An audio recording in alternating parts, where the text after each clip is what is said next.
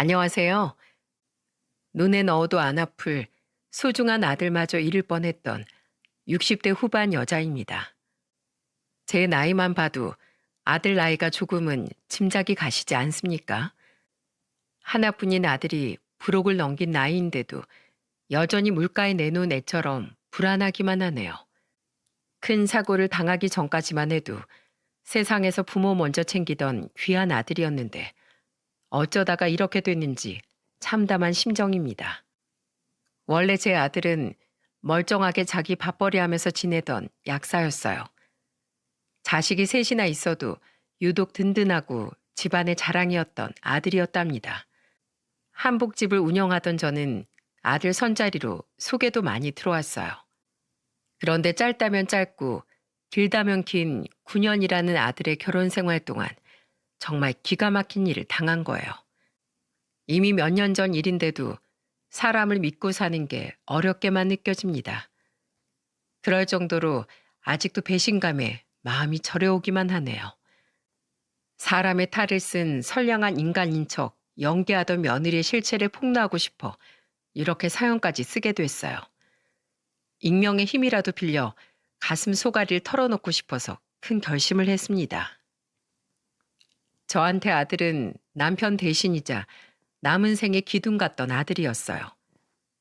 남편이 50대 후반에 병으로 세상을 먼저 떠나면서 혼자 남게 된 절 잘 챙겨줘서 얼마나 고마웠는지 모릅니다.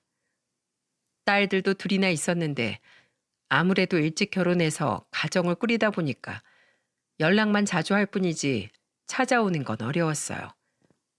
그러다 보니까 아들과 둘이 떠난 남편 이야기를 하면서 외로운 시간을 견뎠던 겁니다.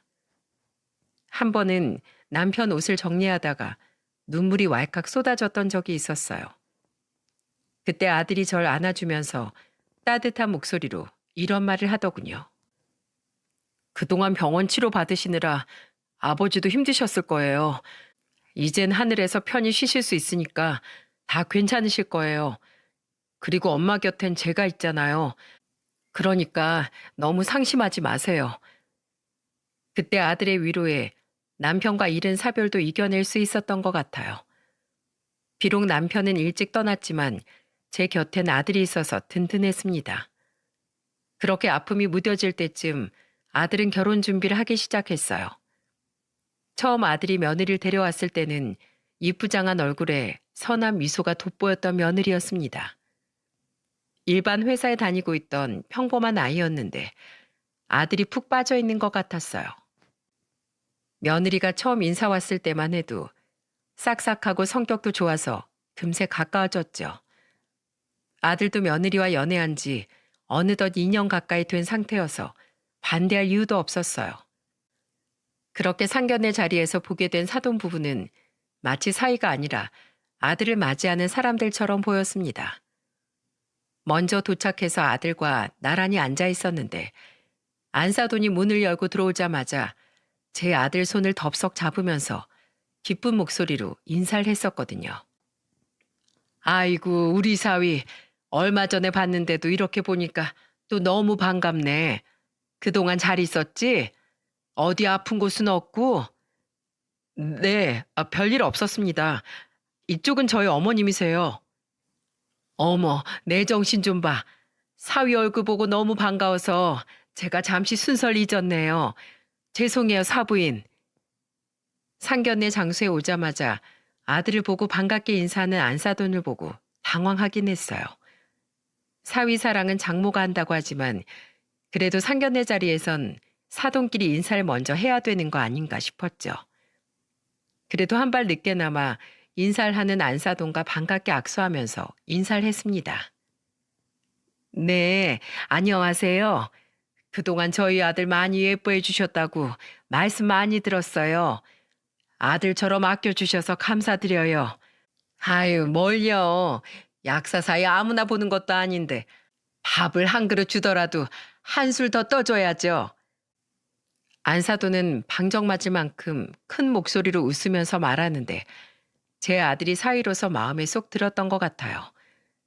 사위도 며느리도 어떻게 보면 또 하나의 자식이라고 하지 않겠습니까? 그래서 아들을 예뻐해 주니까 엄마로서 그저 고맙기만 했습니다. 그렇게 사돈 부부와 첫 만남이 나쁘지 않았어요. 그러면서 안사돈은 입이 귀에 걸린 표정으로 한술 더 뜨면서 말했습니다. 우리 집안에 사자 들어간 사위를 보니까 저는 더 바랄 것도 없어요. 그저 기쁘기만 합니다.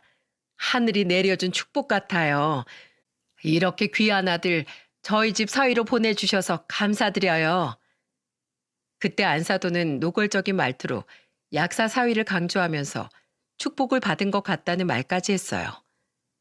알고 보니까 며느리는 집안의 막내딸이었는데 먼저 시집간 언니들이 좀 힘들게 사는 것 같더군요. 첫째 사위는 잘 나가는 사업가였는데 한순간에 쫄딱 망해서 백수로 지낸다는 겁니다. 매일 입으로는 일자리를 구하고 있다고 하면서 꽤 오랜 시간 일도 안 하고 있던 상태였어요. 심지어 둘째 사위는 중고차 판매를 하던 영업사원이라 사돈 부부가 탐탁지 않았던 거예요.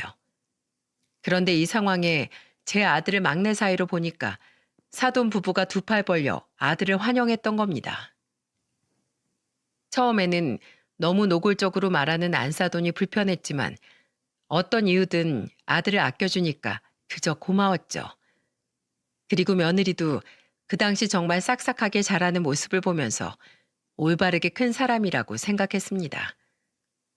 상견례가 끝나고 한 번은 며느리가 한약을 챙겨 집에 오기도 했어요. 그러면서 밝은 목소리로 집에 들어와서는 하나씩 설명해 주면서 말했답니다. 어머님, 하루에 한 포씩 챙겨 드세요. 요즘같이 더운 날씨엔 이런 걸 먹어줘야 힘이 난다니까요. 아이고, 근데 뭘 이렇게 많이 사왔어? 너도 좀 먹어야 되는 거 아니야? 에이, 아니에요. 전 오빠가 가끔씩 챙겨줘서 이런 거 안 먹어도 든든해요. 아, 그리고 이건 저희 엄마가 오빠 주라고 직접 사오신 거예요. 매일 약국에서 힘들게 일한다고 챙겨주고 싶다고 엄마가 이렇게 보내셨어요. 아이고, 정말 사돈이 큰 돈 쓰셨겠네. 고맙다고 꼭 좀 전해드려. 며느리도 그렇고 사돈도 그렇고 결혼 전부터 정말 살갑게 다가와주는 모습에 이런 집안과 연을 맺게 된 게 그저 선물 같았습니다. 물론 그동안 아들이 나름대로 잘해왔기 때문에 가능한 사이였어요. 그렇게 아들과 며느리는 양가의 축복 속에 결혼식까지 마칠 수 있었습니다. 그리고 결혼 생활을 하는 동안 며느리는 정말 최고의 며느리였어요. 어디 내놔도 손색 없을 만큼 싹싹하고 바른 아이였습니다. 첫째를 임신하면서 회사를 그만뒀었는데 그때 며느린 임신한 상태에도 집안일은 알아서 척척 해내고 있었죠. 한 번은 만삭인 며느리가 걱정되는 마음에 아들 집에 갔었는데 제가 손댈 게 하나 없이 깔끔한 집을 보고 제가 깜짝 놀랐던 적이 있습니다. 저는 며느리를 보면서 놀란 목소리로 말했어요. 넌 그 몸으로 이 집을 다 쓸고 닦고 한 거야? 힘들지도 않았어? 에이, 어머니 만삭이라고 가만히 있으면 오히려 더 안 좋아요. 적당히 움직여야 애도 잘 나온대요. 그래도 힘들 텐데 너무 무리하지 마. 난 너 도와주려고 왔는데 어쩜 이렇게 손댈 게 하나도 없네. 반찬도 싹 다 한 거야? 그럼요. 남편이 나가서 열심히 일하는데 제가 집이라도 깔끔하게 관리해야죠. 그래야 집에 오는 맛이 있지 않겠어요? 넌 요즘 애들 같지 않게 애가 손이 야무지네. 그래도 힘들면 꼭 나한테 말해라. 알겠지? 네, 어머님. 제가 꼭 SOS 보낼 테니까 그때 꼭 도와주세요. 며느리는 자기가 집안일을 하는 게 당연하다며 청소부터 반찬까지 전부 다 알아서 척척 해내고 있었어요. 며느리가 임신하면 상전이 따로 없다는 친구의 말은 웃어 넘길 정도였죠. 저랑 비슷한 시기에 며느리가 임신한 친구가 있었는데 그 친구는 늘 저만 보면 한탄하면서 말하곤 했어요. 아휴, 니네 집 며느리는 어쩜 그렇게 알아서 척척한다니. 우리 집은 며느리가 임신하니까 아주 상전이 따로 없어. 맨날 이게 힘들다 저게 힘들다. 나만 보면 무슨 불만 접수하듯이 한탄만 한다니까. 이래서 남자가 직업이 좋아야 여자가 잘한다는 거야. 우리 아들도 회사원 아니고 네 아들처럼 약사였으면 며느리가 저렇게 상전처럼 굴었겠어? 넌 복 받은 줄 알아. 주변 친구가 부러워할 만큼 저희 며느리는 알아서 척척해내는 야무진 며느리였죠. 이유야 어떻든 간에 부부가 바깥일, 집안일 잘 분담하고 산다는 건 좋은 일 아니겠습니까? 게다가 며느리와 아들은 부부싸움 한 번 한 적 없이 마음 맞춰서 잘 살고 있었어요. 그래서 정말 지켜보는 제가 다 흐뭇할 정도였습니다. 둘이 알아서 잘 사니까 저도 두 사람 가정일에 이래라 저래라 하지도 않았어요. 그래도 며느리가 알아서 찾아오니까 서로 가깝게 지내고 있었어요. 특히 첫째 손자가 태어났을 땐 제가 손자를 보고 싶어 할까봐 며느리가 3일에 한 번꼴로 찾아왔었어요. 저희 집과 차로 30분 거리에 살던 며느리는 참새가 방앗간 들리듯 찾아와 장난스럽게 말하곤 했었습니다. 어머님, 저 또 왔어요. 오늘 첫째 예방 접종하는 날이라 지나다가 들렸어요. 아이고, 고생했을 텐데 얼른 가서 애 놓고 쉬지 뭐하러 왔어? 씩씩하게 잘 크고 있다는 거 보여드리려고 왔죠. 그리고 어머님, 제가 뭐 사왔는지 아세요? 응? 뭘 또 사왔어? 짜잔! 어머님 좋아하시는 김밥이랑 떡볶이예요. 아직 식사 전이시죠? 저도 쫄쫄 굶었는데 혼자 먹기 싫어서 애 분유까지 챙겨서 왔어요. 얘도 참 무슨 짐이 이렇게 많은가 했더니 다 애 짐이었네. 집으로 가면 편한데 뭐하러 와? 밥은 같이 먹어야 맛있잖아요. 식기 전에 얼른 같이 먹어요. 며느리가 살갑게 말해주니까 정말 딸이 하나 생긴 것 같았어요. 그렇게 며느리가 오면 큰 손주 꼼지락거리는 것도 보고 며느리랑 대화도 하면서 즐거운 시간을 보낼 수 있었습니다. 며느리가 한 짐을 들고 찾아온 날은 아들도 퇴근을 저희 집으로 했었어요. 그러면 오랜만에 다 같이 모여 저녁도 한 상 차려 먹는 날이었죠. 정말 가정적이고 살가운 며느리가 집에 오니까 집안 분위기가 달라졌었어요. 심지어 저희 딸들과도 너무 잘 지내서 명절만 되면 그야말로 잔치나 다름없었습니다. 한 번은 명절 당일에 친정에 안 가고 자고 가겠다는 며느리를 보면서 둘째 딸이 놀란 목소리로 말한 적도 있었어요. 새언니, 그래도 친정에 가야죠. 우리 정말 괜찮으니까 부모님 뵈러 가요. 아니에요. 저희 부모님도 그냥 시댁에 더 있으라고 하셨어요. 그래서 제가 이렇게 있는 거예요. 그래도 명절인데 막내딸 보고 싶으실 수도 있잖아요. 걱정 마세요. 평소에 자주 찾아뵙고 있으니까 괜찮아요. 저도 그때 며느리한테 친정에 가보라고 했지만 괜찮다면서 며느린 기어코 저희 집에서 명절 내내 머물렀어요. 처음엔 그럴 수 있다고 생각했는데 둘째 손자까지 낳고도 매년 명절마다 저희 집 붙박이처럼 며느린 지냈던 겁니다. 이게 몇 년째 되니까 전 한 번 작정하고 명절에 친정에 가보라고 했던 적이 있었죠. 그런데 며느리는 저의 말에도 명절은 늘 저희 집에서만 머물렀던 거예요. 그런데 나중에 딸들을 통해서 알게 된 사실은 조금 충격적이었어요. 알고 보니까 아들이 그동안 사돈 부부한테 따로 용돈을 보내드리고 있던 겁니다. 이거야 그럴 수 있다고 생각했는데 사돈댁 큰딸 부부한테 돈을 빌려줬다는 말에 정말 기함했어요. 솔직히 사돈 부부한테 용돈 챙겨주는 일은 100번 양보해서 이해할 수 있었어요. 하지만 며느리 큰언니 집안까지 우리 아들이 챙기는 건 너무 웃기지 않습니까? 결혼 5년 차쯤 알게 된 사실에 저는 괜히 묘한 기분이 들었습니다. 그래서 차마 며느리한테 묻지 못하고 아들을 불러서 물어봤습니다. 그러자 아들은 한숨을 내쉬면서 말했어요. 저도 안 도와주고 싶은데 지금 처가 사정이 안 좋아서 외면할 수가 없었어요. 지금 장인 장모님도 일을 안 하는 상황이라 도와줄 형편이 안 되니까 내가 도와준 거야. 그래도 그렇지. 매번 처가 일에 너만 나설 수도 없잖아. 거기 둘째 사이도 중고차 영업사원이라면서 그러면 큰 돈은 못 벌어도 보는 돈이 있을 텐데 둘이 반반 돕던지 해야지. 거기도 실적 따라 월급이 달라지니까 아무래도 나밖에 없지. 제가 무리 안 하는 선에서 돕고 살게요. 너무 걱정 마세요. 지금 걱정 안 하게 생겼어? 이러다가 그 집안 봉되게 생겼는데 며느린 그걸 손 놓고 보고 있어? 아니 아무지 내가 그냥 보고만 있을 리가 없잖아. 아무래도 친정일이니까 우리가 돕자고 하더라고요. 엄마, 그냥 좋게 생각하는 게 좋잖아요.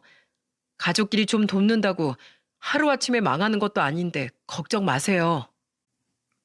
이미 몇 차례나 처가댁에 돈을 보낸 아들이 조금 걱정되기 시작했어요. 더 기가 막힌 건 그렇게 야무진 며느리가 친정에 일이 생기니까 그저 보고만 있다는 게 어이가 없었습니다.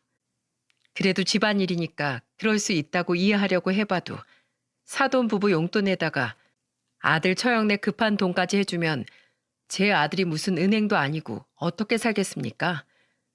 심지어 며느리도 일도 안 하고 아이만 돌볼 때라서 오로지 아들벌이가 유일한 생활비였어요. 그래서 저는 한참을 고민하다가 며느리한테 넌지시 말해보기로 결심했습니다.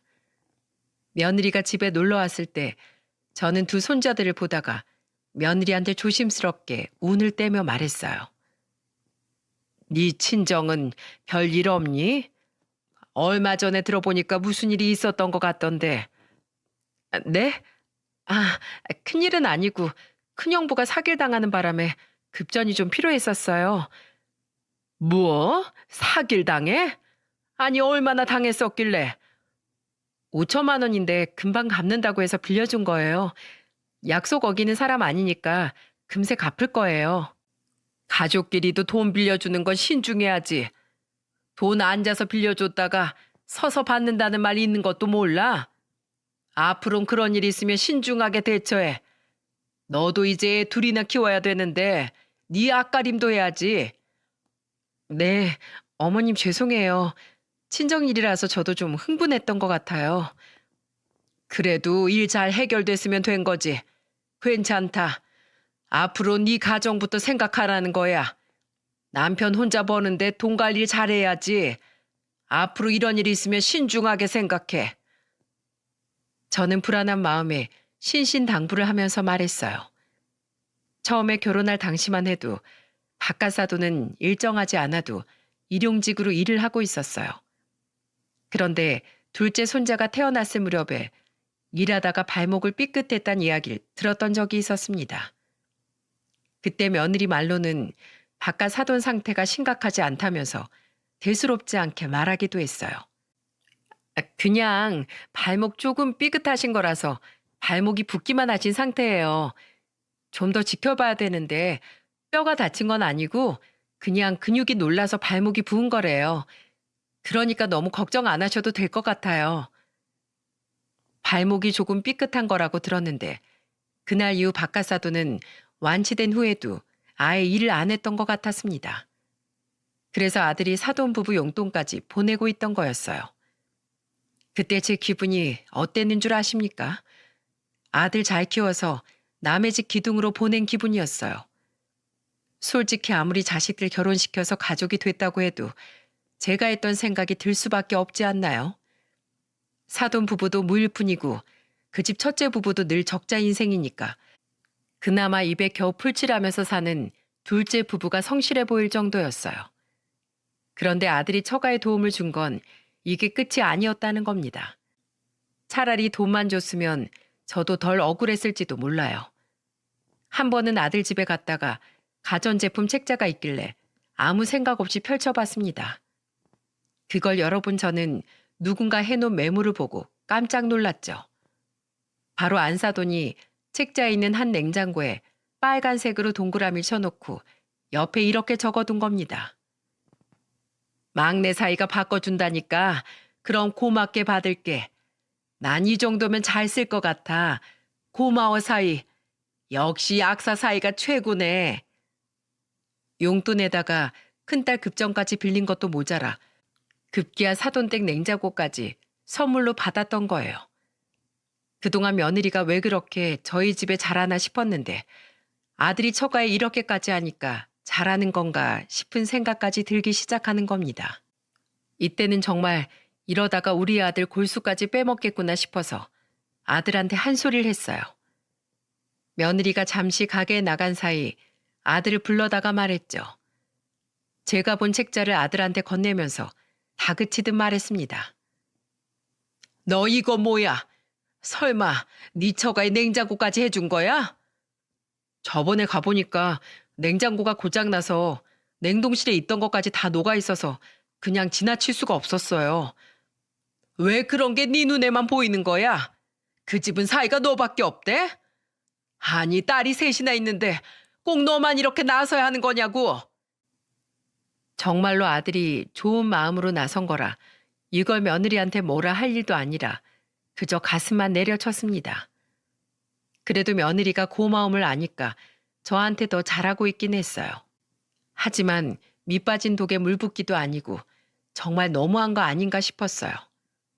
그렇게 한참을 아들과 대화를 하고 나오는데 거실에서 며느리가 들었는지 제 눈치를 보고 있었어요.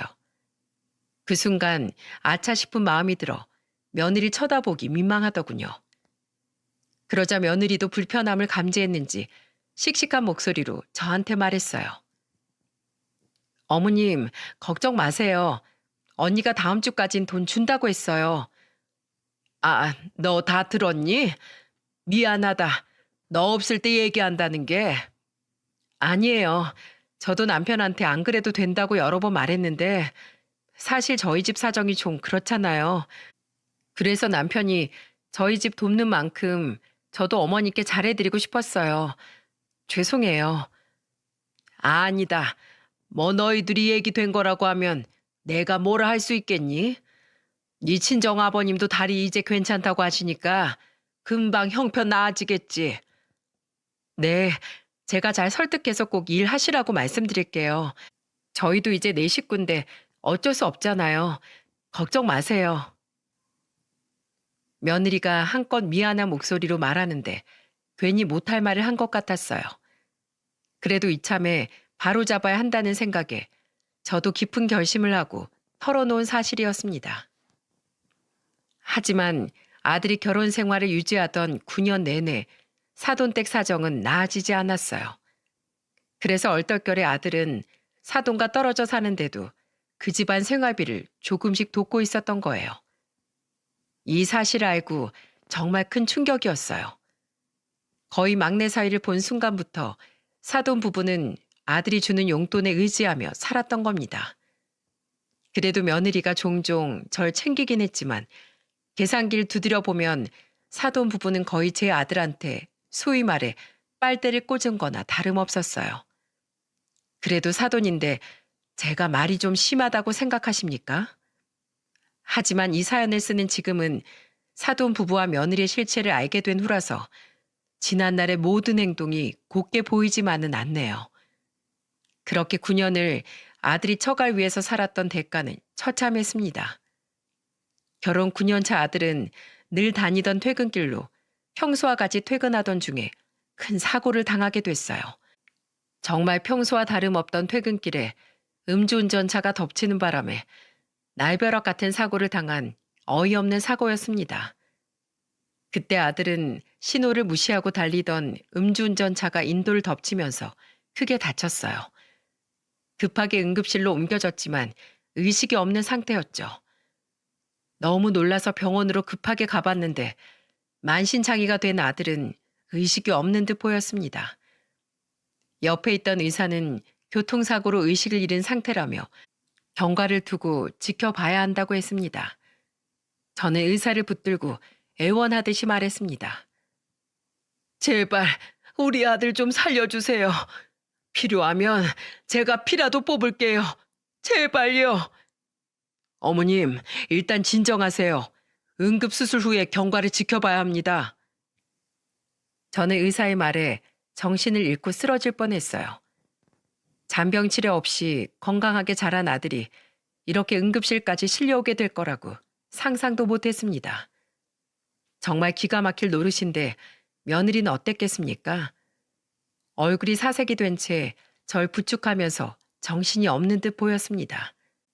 그래도 그때는 며느리도 경과를 지켜보면 금방 나을 거라는 기대가 있는 것 같았어요. 하지만 이런 상황에 음주운전 차량 범인을 잡고 보니까 쉽지 않은 싸움이 될 것 같다는 생각까지 들더군요. 그때 사고를 낸 범인 나이가 21살에다가 무보험으로 음주운전 사고를 냈던 거예요. 이렇게 생각 없는 운전자가 돈이 있었겠습니까? 자기 돈 없다고 그냥 교도소 가서 처벌받겠다고 가버렸네요. 와, 이렇게 되니까 결국 피해는 제 아들이 다 뒤집어 쓰게 된 거예요. 약사로 살던 제 아들이 하루아침에 병원에서 환자가 됐다고 생각하니까 미칠 것 같았습니다. 그래도 그때는 며느리가 절망하는 제 손을 잡고 위로하며 말했었어요. 어머님, 걱정 마세요. 방법이 있을 거예요. 금방 깨어날 거예요. 이걸 어째? 아이고, 내 새끼. 내 새끼 불쌍해서 어떡해. 가슴을 치면서 우는 저를 위로해 주던 며느리가 있어 다행이라고 생각했어요. 하지만 긴 병에 효자 없다는 말처럼 기약 없는 병 앞에 현모 양처도 없더군요. 매일 병실에서 아들을 간호하던 며느리는 아들이 의식을 되찾았지만 눈만 껌뻑거리는 순간부터 변하기 시작했어요. 매일 병실을 지키던 며느리가 어느 날부턴가 사라지기 시작하는 거예요. 심지어 말도 없이 사라지는 통에 깜짝 놀랐던 적이 한두 번이 아니었답니다. 한 번은 잠깐 병실에 들렀는데 며느리가 없는 걸 보고 어리둥절한 채 전화를 걸었습니다. 그러자 며느리는 짜증이 잔뜩 난 목소리로 말했어요. 저 볼 일 있어서 어디 좀 잠깐 나왔어요.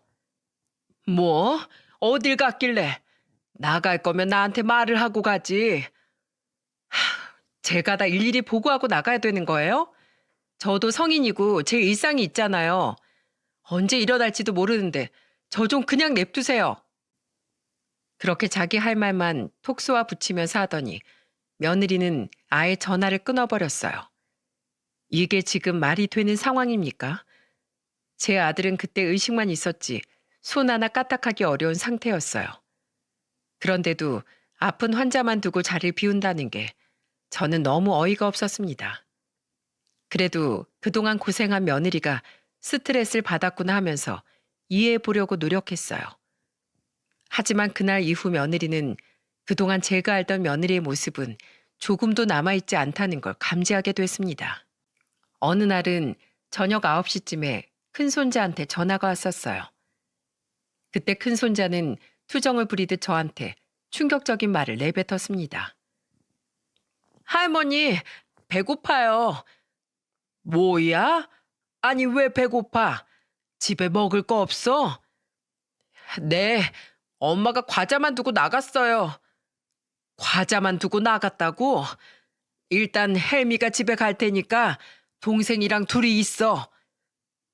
저는 택시를 타고 얼른 아들네 집으로 갔습니다. 제가 도착했을 때 집안 풍경을 보고 정말 깜짝 놀랐습니다. 과자 부스러긴 여기저기 흩어져 있었고 둘째는 과자 봉지를 탈탈 털어서 마지막 남은 과자 부스러기를 먹고 있는 거예요. 깜짝 놀라서 저는 둘째 손잘 붙들고 물었습니다. 아니 왜 밥을 안 먹고 과자를 먹고 있어? 엄마는? 엄마 아직 안 왔어요. 금방 올 거라고 했는데 전화를 안 받아요. 금방 온다고 했다고? 오늘 엄마 병원에 안 갔어? 아무것도 모르는 표정으로 절 보던 둘째 손자를 대신해 큰 손자가 절 보면서 말했어요. 엄마 요즘 병원 안 가요. 친구 만나고 온다고 했는데요. 뭐야? 오늘도 친구 생일이라 나가야 한다고 했어요. 초등학교 1학년이었던 큰 손자는 유치원생 동생을 보살피면서 집에 있던 겁니다. 아무리 첫째가 조금 컸다고 해도 아직 너무 어린 아이들 아닙니까? 어떻게 집에 애들만 덩그라니 두고 나갈 수 있는 건지 애를 키워본 저로서도 며느리 행동을 이해할 수 없었죠. 결국 저는 집에 있는 반찬에다가 밥만 새로 해서 아이들에게 늦은 저녁을 챙겨줬습니다. 그 후 며느리에게 전화를 걸었어요. 하지만 한참을 걸어도 며느리는 도무지 전화 받을 생각이 없어 보였습니다. 그렇게 한참을 걸었던 끝에 마침내 며느리가 전화를 받았는데 딱 봐도 술에 취한 목소리였어요. 정말 황당해서 며느리한테 소리치며 물었어요. 며느라, 저 집에 애들만 두고 어딜 간 거야? 밥도 안 주고. 에이, 뭘 그런 거 가지고 그러세요? 저 병원 가면 걔들 원래도 혼자 있어요. 뭘 또 새삼스럽게. 너 지금 막 나가자는 거야? 이제 겨우 조금씩 움직이기 시작한 남편 챙길 생각을 해야지. 그렇게 움직여서 어느 세월에 다시 돈 벌러 가는데요. 약사가 아니라 평생 환자로 살다 죽게 생겼는데 제가 뭘 보고 버티겠어요? 됐다. 내일 너 술 깨고 얘기하자. 저는 술에 취해서 혀꼬인 소리를 하는 며느리 전화를 끊어버렸습니다. 그쯤이 이제 아들이 재활치료를 시작할 때였어요. 이럴 때일수록 옆에서 같이 의지가 되고 견뎌줘야 하는 거 아닙니까? 하지만 며느리는 이미 그 시점부터 완전히 다른 사람이 되어 있었어요. 그래서 아들이 퇴근 직전까지도 제가 아들 곁을 지켰습니다. 그때 둘째 딸이 찾아와 답답하다는 듯이 저를 보면서 한탄을 하면서 말했어요. 새언니는 대체 뭐 하는 거야? 어쩜 오빠 퇴원하는 날까지도 머리카락 한 올 안 보일 수가 있어? 냅둬라. 네 오빠 퇴원하는 날인데 큰 소리 내지 마. 나 진짜 새언니한테 엄청 실망했어. 이런 사람인 줄 정말 상상도 못했어. 아무리 힘들고 답답해도 퇴원하는 날엔 와봐야지. 둘째 딸이 투덜거리면서 말하자 아들은 휠체어에 앉아서 눈치만 보고 있었어요. 그걸 보는 저는 가슴이 찢어지는 것 같았습니다. 그렇게 아들은 1년이 넘는 긴 병원 생활을 끝내고 겨우 집으로 돌아올 수 있었어요. 집에서 통원 치료를 하게 된 아들은 손이 더 많이 가는 상태였습니다. 그때 아들을 데리고 집에 와보니까 며느리가 TV를 보고 있더군요. 남편 병실에 놓을 생각도 안 하더니 집에서 TV나 보고 있는 한심한 꼴을 보니까 억장이 다 무너졌어요. 그때 둘째 딸도 어이가 없다는 듯 코웃음을 쳤고 저는 그런 며느리를 보면서 소리쳤습니다. 너, 네 남편 옆에서 잘 보살필 수 있어? 집에서 통원 치료도 해야 되는데 할 수 있겠냐고. 딱 말해. 그게 뭐라고 그걸 못하겠어요. 걱정 마시고 좀 가세요. 내가 지금 하는 일 그만둘 때까지만 내가 제발 부탁 좀 하자. 그래도 부부인데 네가 좀 잘 챙겨야지. 제가 설마 남편을 잡아먹겠어요? 저야말로 남편 건강 되찾아서 예전처럼 살고 싶은 사람이에요. 그러니까 믿고 좀 가세요. 탐탁지 않은 표정으로 말하는 며느리가 괜히 신경 쓰였어요. 그래도 그때는 제가 운영하던 한복가게 일 때문에 아들을 돌볼 처지가 안 됐습니다. 그래서 곧 정리하고 아들을 돌보려던 게 어느덧 3개월이 지나 있었어요. 중간중간 저도 그렇고 딸들도 그렇고 자주 들여다보내면서 지냈습니다.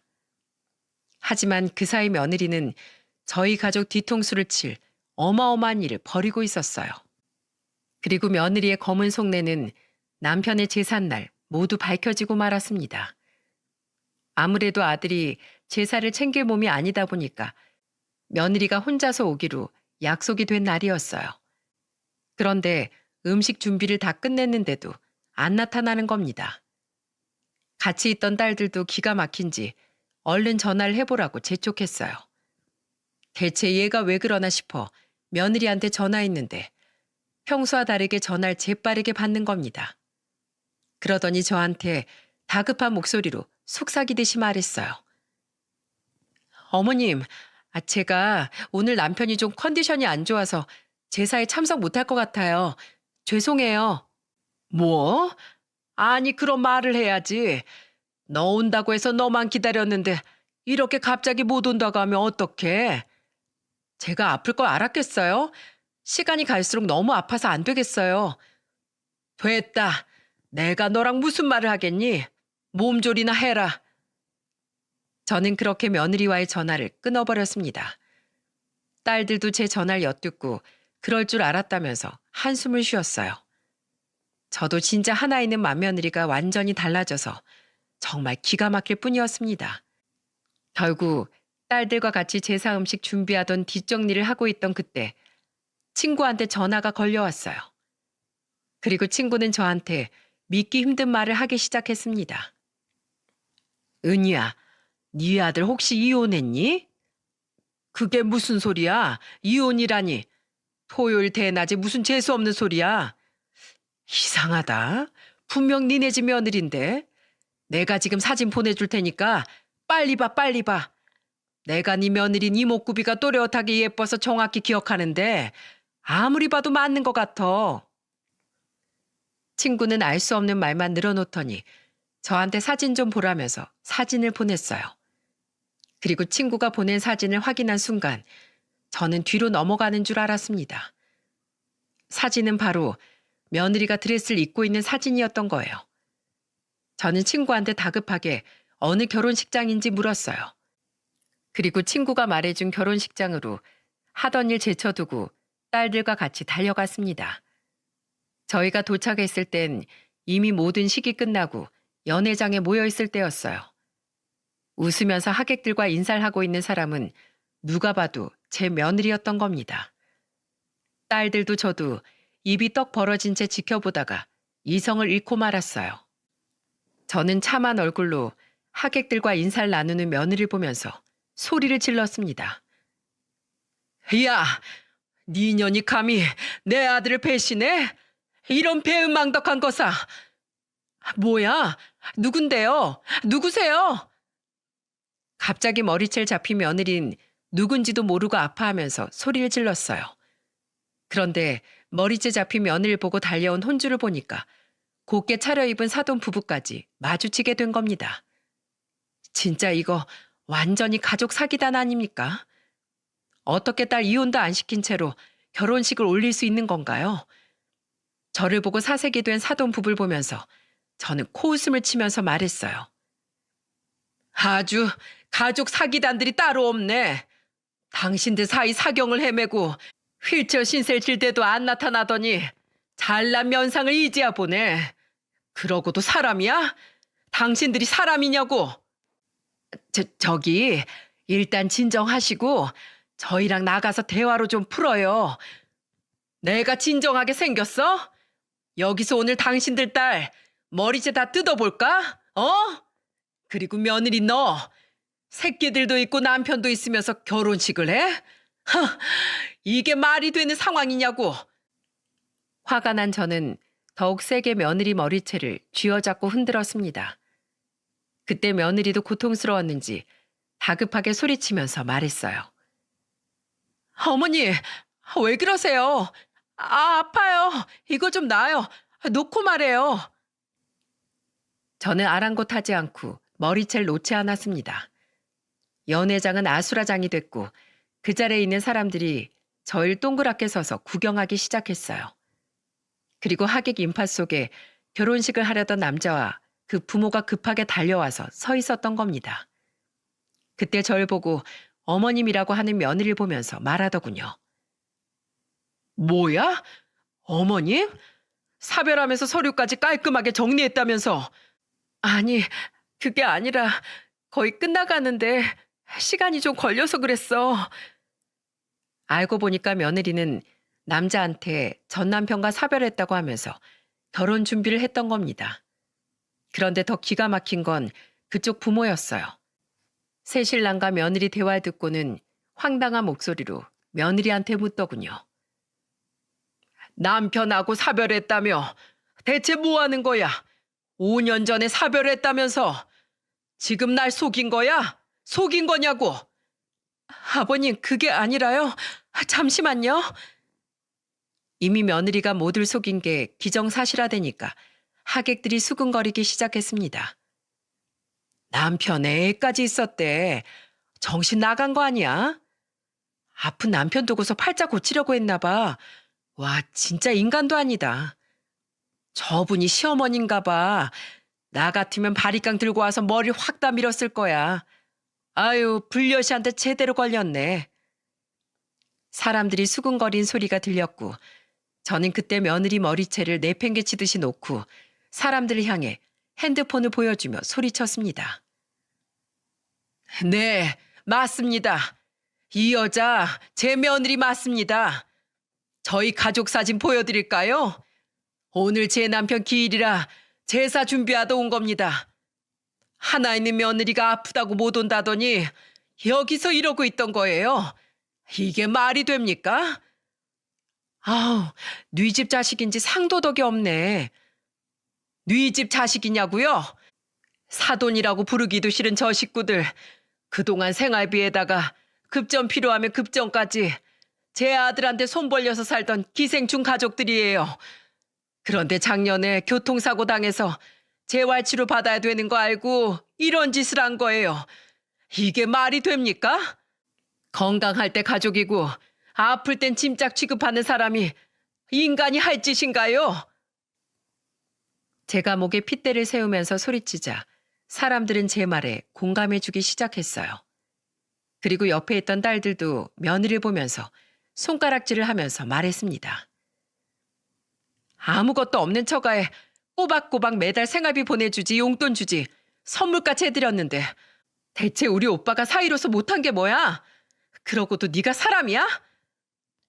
너무 막막해서 그랬어요. 사는 게 답답해서 그랬다고요.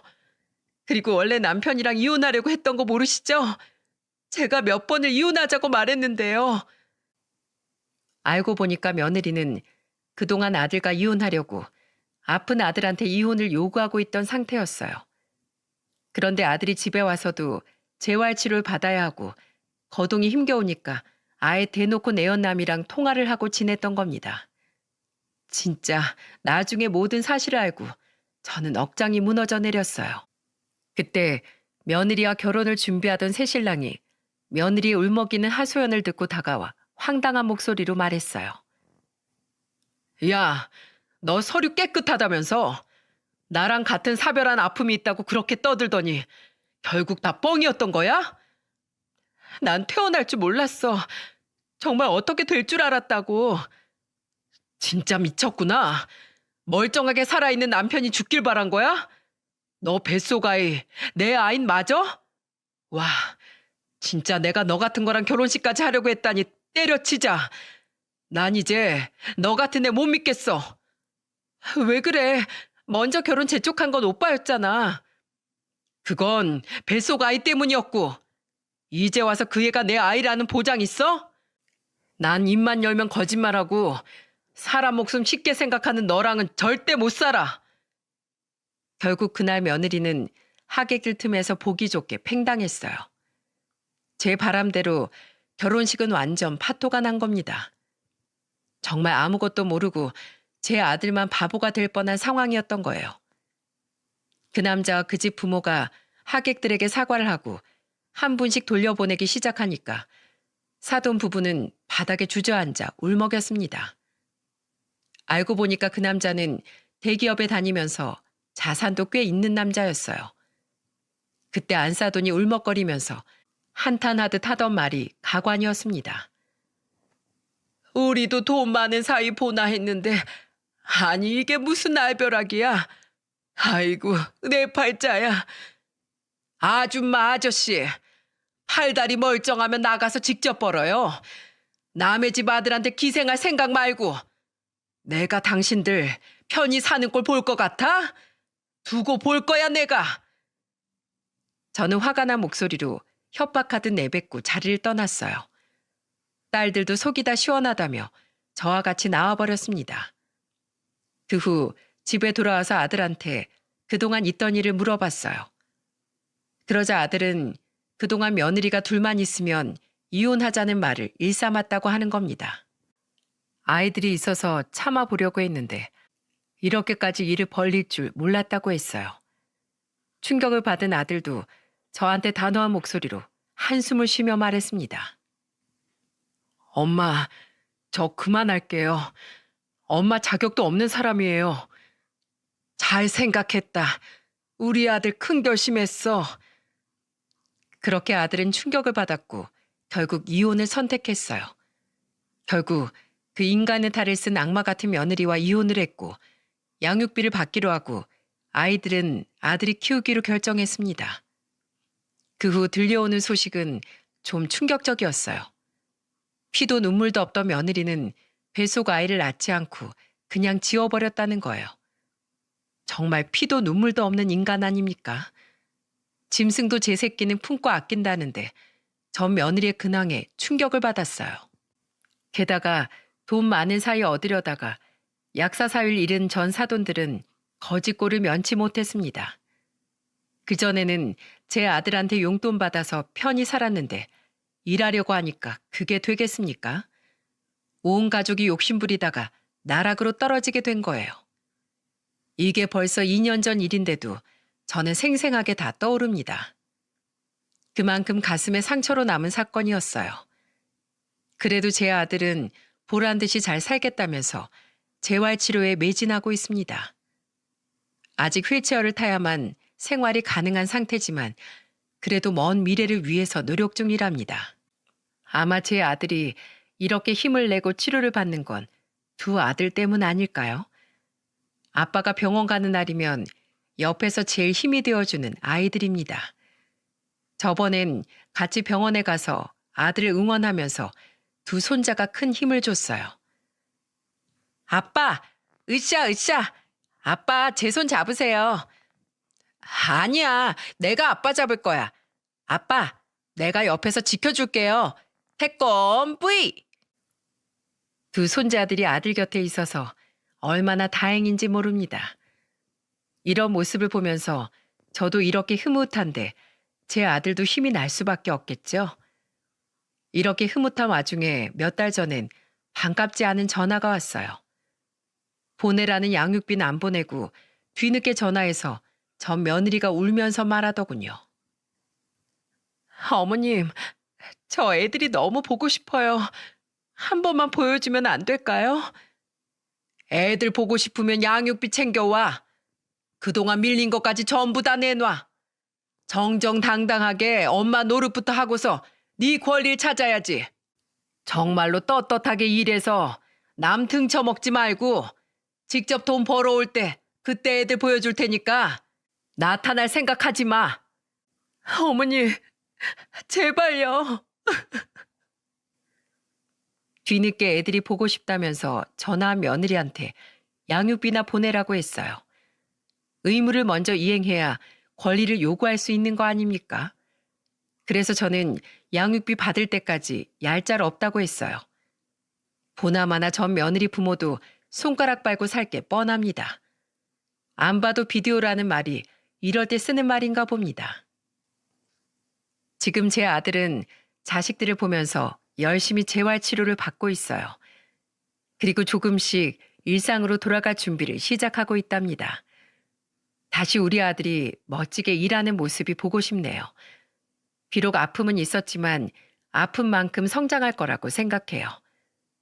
이렇게 사연을 보낸 이유도 마음을 다해서 아들을 응원하고 있다는 걸 알려주고 싶어서랍니다. 건강할 때나 아플 때나 저한테는 든든하고 자랑스러운 아들이라는 걸 알아줬으면 좋겠네요. 그리고 시청자분들도 힘들 때 가족에게 든든한 기둥이 되어주길 바랍니다. 힘들 때 가족만큼 든든한 사람이 또 있을까요?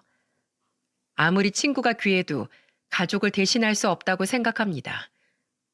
그러니 모두 건강하고 무탈하게 지내는 걸 감사히 여기면서 잘 지냈으면 좋겠네요. 초등학교에 다니고 있는 두 손자들과 일상으로 돌아갈 준비를 하고 있는 제 아들, 많은 응원 부탁드립니다. 제 사연 들어주셔서 감사드려요.